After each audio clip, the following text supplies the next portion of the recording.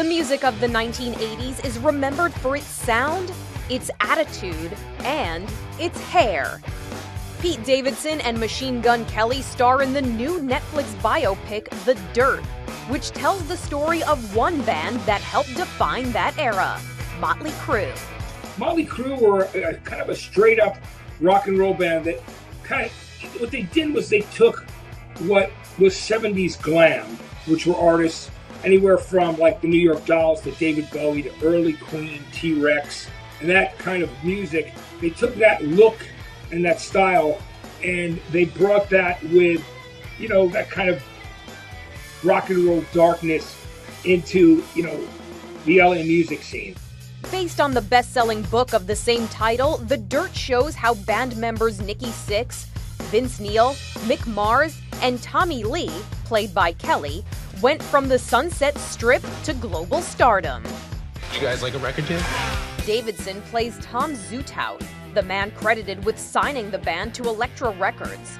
But it wasn't thought-provoking lyrics that got them to the top. The fans, they're dying for some anarchy. So let's give it to them. Motley Crue was a brilliant band in the way of creating a full-blown show. I mean, there's a lot of bands that have done what they've done or before them or after them. But when you went to Motley Crue shows, it was amazing. And this is a band that lived to the excess. This is a band that, you say sex, drugs, rock and roll, and they were the purveyors of sex, drugs, and rock and roll. And they took it to a whole nother level and everything. And it almost killed them several times. And some people did die because of, their ways. With the career highs came the career lows. Each member of the band struggled with personal problems. Ricky Rackman, who owned the Cat House, an LA club where the band played, says he remembers the night bassist Nikki Sixx had a near-fatal drug overdose. And I remember talking to him on the phone after it happened. He was like, dude, I died.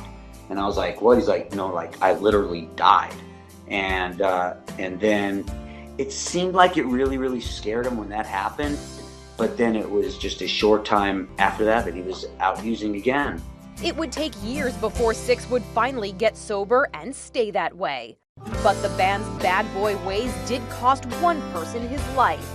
Motley Crue's lead singer Vince Neil was driving drunk when he crashed his car in Redondo Beach, killing passenger Razzle, a drummer in the Finnish band Hanoi Rocks.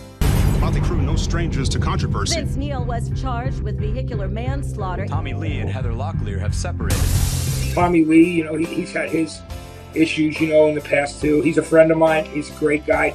Tommy is like a 15-year-old kid, stuck in a 45-year-old guy's body because he's still got that youthful character. And I love Tommy. He's a great guy. But, man, everything that's happened with those guys has been pretty public. It really has, because they've lived quite an incredible life and lived to tell about it. Those who lived through it say the decadence and no-rules attitude of the 1980s is certainly missing from the current music scene. While they don't expect it to return with this latest biopic, they say they hope it can at least pique an interest in music that gave joy to so many. And I think for kids that are interested in guitars and that like rock and roll, I think it can make some kids that are interested in classic rock and hard rock pay a little more attention to that. And I hope it spurs people to create bands, to go out and experience stuff. Maybe not to the extent that Motley Crue did, because you'll probably die. But still, there's a lot of, I hope it creates energy again. I want to hear guitars. I want people to go out and have fun. As for the members of Motley Crue, they all had a hand in creating The Dirt. They're even releasing a new song, their first in 11 years, to coincide with the film's release.